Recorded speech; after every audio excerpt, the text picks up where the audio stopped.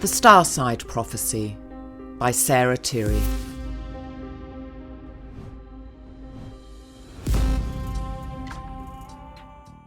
Read by the author. Chapter 31. Ever so not so bright Brighton. My brother and I had happily reconnected in the city where our dad was born, and our dad was happier and more jolly than we'd ever seen him. He was a clerk of works, and his role on a building site was to represent the interests of the client, ensuring that the bad building decisions made by two of the three little pigs would not befall them. My dad was at ease on any building site, as he was in any pub, and he was equally at ease with architects and hod carriers. British Telecom had commissioned the building of its new headquarters, and my father was paid well for making it happen. The contract would last over 2 years. Brighton, a city of Regency and Edwardian architecture, modern nightclubs, a royal palace and continental restaurants, was also home to a large gay community, second only to London in population. I loved it. The community throbbed with vitality, history, raw energy and big dreams. But to my dismay, my father's dreams were pitifully modest. He had clearly seen how he was going to live out his golden years. Every weekend for the first month following his arrival in Brighton, my dad had polished his shoes, picked out his jacket, his tie and matching socks, and filled his gold cigarette case before visiting every hotel in order to establish which bars he liked the most. After that, he chose to spend all his free time drinking and socialising.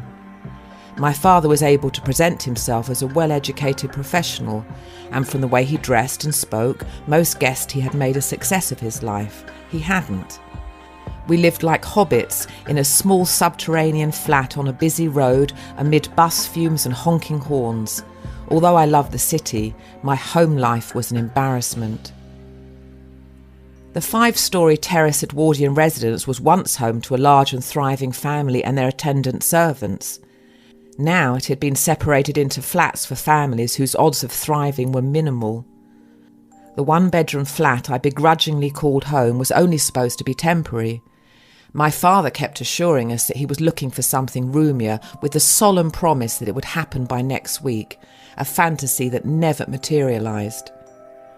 The living room we slept in was home to 2 settees, an armchair, a TV and a VCR, and a coffee table for my dad to put his beer on. A frosted glass door that led to a narrow hallway allowed what little light there was to circulate, but the flat was dark, dingy and damp, and it should have been condemned. Because we lived in the basement, the sound of wastewater gushing down the drain pipe went on all day and most of the night. One Saturday afternoon, after my father, my brother and I returned home from the supermarket, our hobbit hole was flooded. The main sewage drain had backed up, and wastewater from the flats above had seeped in under the back door and spread down the hallway and into the living room like a monster from the Brown Lagoon. I stood rigid, covering my mouth and my nose, and my brother ran back into the street. My dad started retching right there on the spot. He'd always had a thing about smells. The landlord responded quickly and delivered to us an enormous dehumidifier to extract what he cheerfully referred to as the water. He also knocked a few quid off the rent. This pleased my dad, who assured us that the conditions during the Second World War had been much worse. My dad was always able to block out the unpalatable and ignore the obvious. We not only spent months walking on a crispy carpet that had turned from beige to brown, the germs began entering our respiratory systems until we all needed antibiotics. I longed to be back at Doddenall's with Auntie Joan and Uncle Jim. At least their insane world had been sterile. My weekly routine was the same. I left the hobbit hole at 7:30 every morning just to keep up appearances, but I didn't go to school much. My dad worked during the day and never got the letters from the truant officer, which I intercepted and responded by faking his signature. Shirley, my stepmother, never bothered with the mail because my dad was very possessive about opening it. My dad had long since lived his life, choosing not to pay all his bills, and if a debt collector had caught up with him, he definitely wanted to be the first to know. I spent a lot of my time wandering around the cities trying to stay out of the cold wind that blew in from the Channel, a limb of the Atlantic Ocean that was choppy and grey. I had not made many friends and would not have brought them home even if I'd had. I was just too ashamed. I had not been living with my dad and Shirley for long when I woke up one morning with a powerful urge to attend church. In the previous night's dream, I was dressed like a clown. I remember the dream with unusual clarity. I was sitting on a church steeple, peering down on a world that looked friendly and benign, where everyone was smiling and dancing in the street. There was a lady present I could not see, but I could feel her. It was as if she was everywhere. She kept whispering these words over and over again into my ear. A pastori, a pastori, a pastori. I felt like I should have known what her words meant, but they sounded foreign, perhaps Latin, a language sprinkled throughout the sermons Auntie Joan and I had listened to back at St Mary's. I somehow felt that attending the Sunday morning service might connect me with Auntie Joan. When I telephoned her to tell her that I had decided to go to church, she told me she was proud of me and that she always knew I was a wise old soul. The church was bigger than the one Auntie Joan had introduced me to, but it lacked charm and I felt out of place. I forced myself to go every Sunday morning for a while, but it was a sterile ritual built upon some sort of obsessive-compulsive urge. Ritual helped me live in the confines of the capricious world I had been born into, but this ritual meant I had to get up early and I preferred being in bed, even though my bed was a gold settee that should have been burned. Another regular touchstone in my irregular life was speaking to my mum once a week at the scheduled time of 6 p.m. It was a perfunctory ceremony on her part, but I liked hearing her voice. I seldom complained about my life or my feelings, and if I did, the conversation would soon fizzle out. My mother liked to talk about all the things she had been doing, and I liked to listen. She had started making garden gnomes, buying various rubber moulds and acrylic paints. Roy had just bought her a small concrete mixer. She was selling her concrete creations to many of the local garden centres, and she sounded very happy. I was both relieved and resentful about that. During the summer of my 16th year, I got my first job selling ice cream on the pier. The hours were long and the pay poor, but I loved it, and I loved having my own money. But Shirley soon suggested that my father take 20% of our wages. It was suddenly very important to them that my brother and I learn about responsibility. "This is what the real world is all about," said Shirley. My father agreed, counting the money like Scrooge. Shirley and I had a hard time getting along. I resented her, and the rivalry for my dad's affection had established itself in the form of petty power struggles. Shirley didn't try very hard to pretend to like me, and I felt she should have. But then I didn't make much of an effort to remedy the disconnect either. My stepmother much preferred my brother and was very vocal about this. "Mark, such a quiet boy, quiet as a mouse, so sweet and so thoughtful," she would say, in order to remind me that I wasn't. On my way to the toilet one night, the picture on the wall in the hallway caught my attention.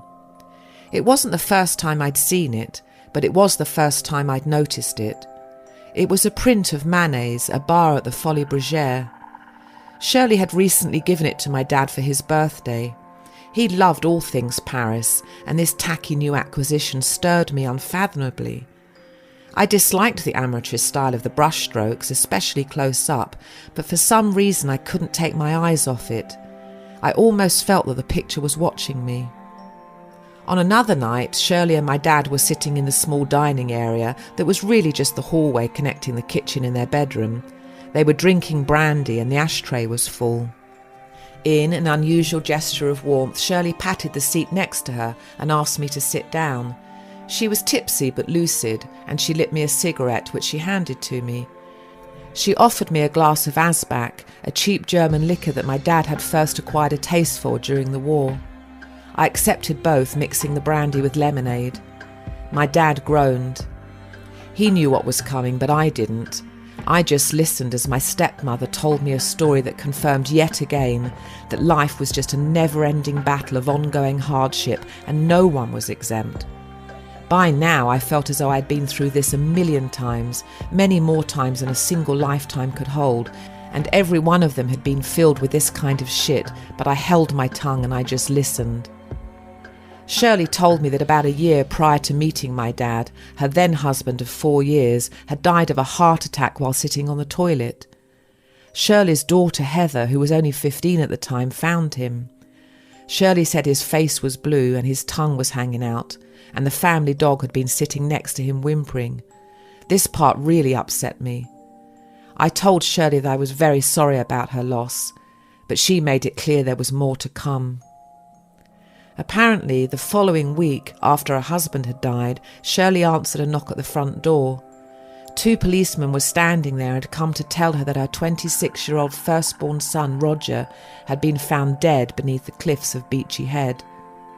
I remained awkwardly mute and we both chain-smoked as Shirley recounted the details of the entire affair.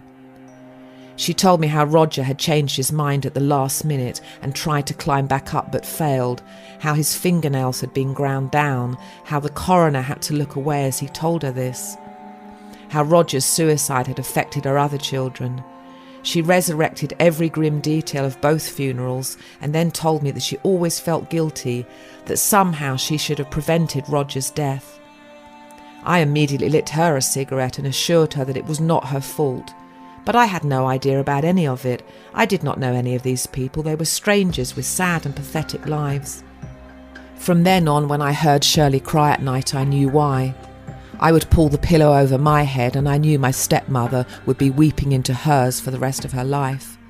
I felt very sorry for her. I remembered what it felt like when my mum's cat Frodo was run over by a car. I had been heartbroken. I couldn't imagine what losing a child must have felt like, nor did I want to. I tried to be nicer to Shirley after that. I would help her with the dishes without being asked to, and I would empty her ashtray when it got too full. I also told her that I liked her cooking, when every meal was really just an overcooked travesty.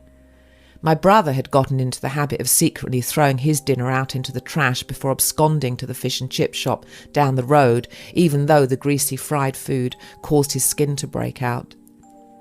My dad was indifferent to Shirley's suffering. All he wanted was a companion and a drinking partner, a cook and a cleaner, and someone to play Scrabble with. He had no time for her needs and wouldn't have known how to meet them if he had. I loved my father very much and he loved me. He was good to me in so many ways, but he was a very selfish man at his core. I endured my last year of school, just. I only enjoyed English and history. It was in my history class that I learned how fucked up the world really was, although I had never really doubted it. I learned about the Russian Revolution and about Stalin and his 5-year plan and how that had turned out for the peasant classes. I learned about Chairman Mao and his great leap forward that resulted in mass starvation and mass paranoia. Knowledge of what had happened in communist China was very disturbing because it was so recent, like the Holocaust. Adolf Hitler was an evil man, but I didn't think too much about him. It was the neighbouring country's governments and its citizens who stood by and tacitly observed the fact that 6 million innocents were being experimented on, tortured, starved and asphyxiated. Why the fuck had no one done anything? I asked in an outburst one day to my teacher. He had no answer. When he told the class the following week that we would be learning about Pol Pot on the killing fields, I didn't show up for class. I did not sit any exams, apart from English, which I got an A in. And with my education behind me, I got a job as a nanny. I was not really fit to take care of children, but I didn't know that, nor did the couple who hired me. I had 2 young children to look after, a girl of 1 and a boy of 3. I was just 17. Somehow the notion that a mother is under no obligation to raise her children without full-time help had filtered down from the upper classes, and the children's mother and father, who owned a thriving pub, only spent token amounts of time with their children.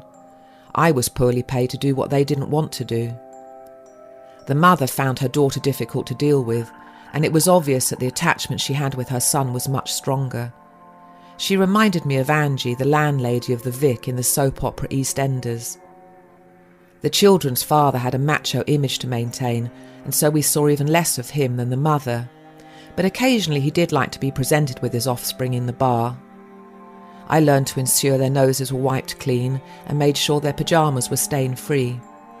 He did not like it when his kids were overly rambunctious or even nearing the borderline. If they yawned, he saw this as a good sign and was more welcoming than he otherwise might have been. When this parade was over, he would signal to me to take his adorable children back upstairs. I was always on standby, hovering, ready. It wasn't long before my brother and I started talking about moving out the Hobbit hole. Life below the busy main road was starting to become intolerable.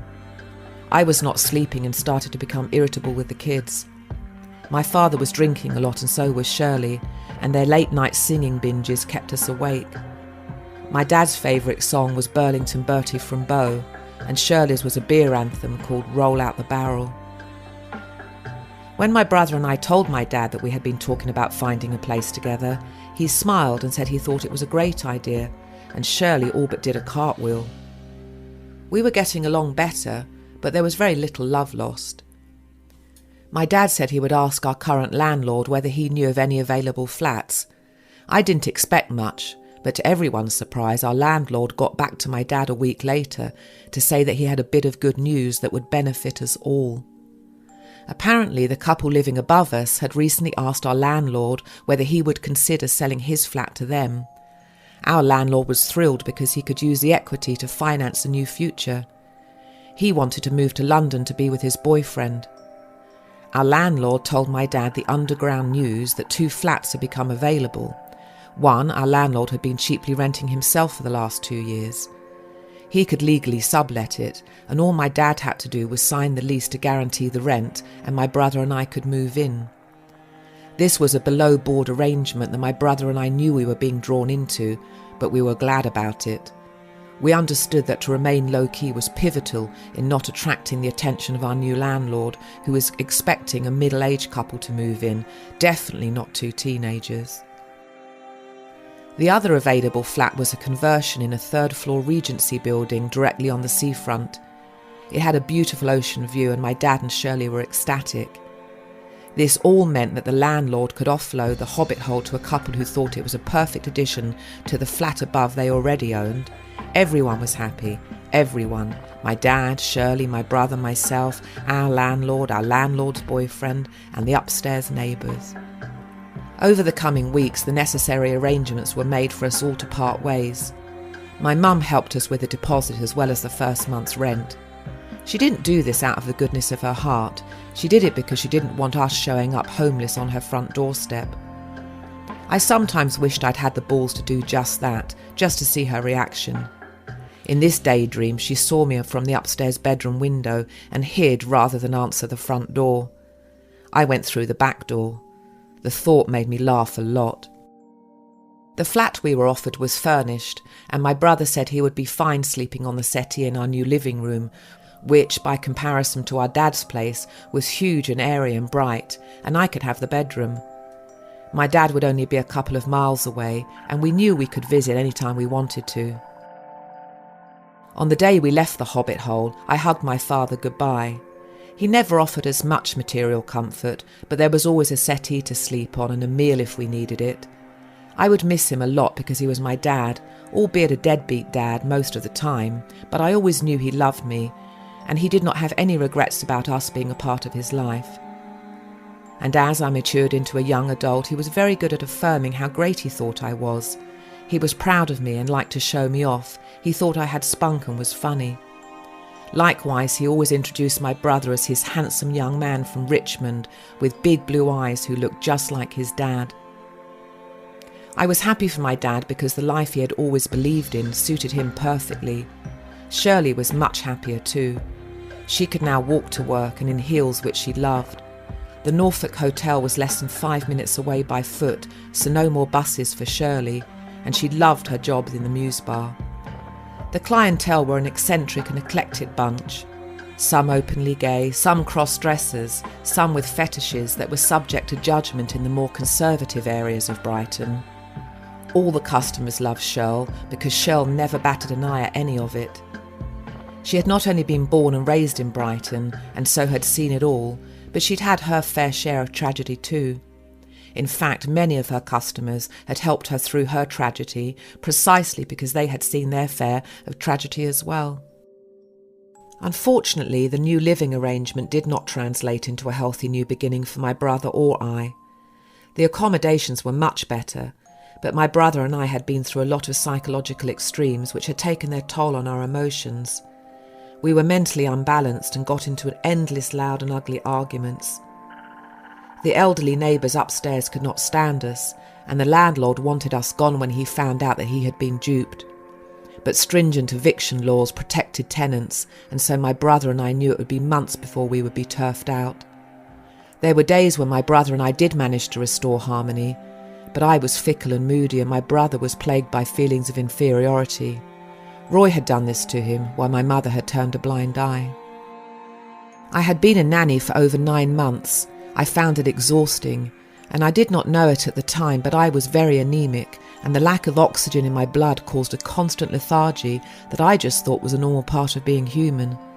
The hours were long and the days endless, but when the little girl started to prefer me over her mother, the mother and I both knew that it was time for me to find another job, and quickly. I would miss both kids, but the little girl especially, and I knew she would miss me. She did not know that she would never see me again on the day I said goodbye to her, which was wrenchingly painful. I quit my job without having another. It was a weekend and I vowed to look for another job on Monday. In the meantime, I went in search for my dad, who I suspected was drinking in the Muse bar. My favourite song on the Muse bar jukebox was Bob Marley's Redemption Song, which many others must have liked too because it was always playing. The bar was frequented by joke tellers and listeners to jokes, home to solitary addicts who were slaves to alcohol and nicotine. The stains on the walls would have been obvious had they not been heavily papered with maroon anaglypta. I saw my dad through the smoke when I walked in, his French cigarette contributing most of it. He was sitting on his favourite bar stool facing the door. When I arrived at his side, he knew I was depressed, but he put his arm around my shoulder and cocked his head to one side. "You'll be fine, honey. Durham's the name. Never forget that. Life goes on." I knew that life would go on. Life only stopped going on if, like Shirley's eldest son, one decided it would. I sometimes had faith that not only would life go on, but it would get better, but I always wavered in my optimism. A certain light-heartedness was modelled by my dad, and so that was part of my nature, but the advanced strain of melancholy, as modelled by my mum, was too. I couldn't telephone my mum because she and Roy were vacationing on the Costa Brava in Spain. She was probably happily buoyant by the hotel pool, but would likely come crashing back to the nasty ground she lived on when she returned to everyday life. She had told me recently that Roy's money was beginning to dwindle, and according to my mum, Roy did not possess much of an inclination to work. I wondered whether my mum's work ethic was still intact after her 3-year sabbatical. The following Monday I went to the local newsagent and bought a copy of the Evening Argus, the local newspaper. I scanned the employment section and applied for a job in a rest home as a nursing auxiliary. I got the job. I did not have a clue what that entailed though, which was a very good thing.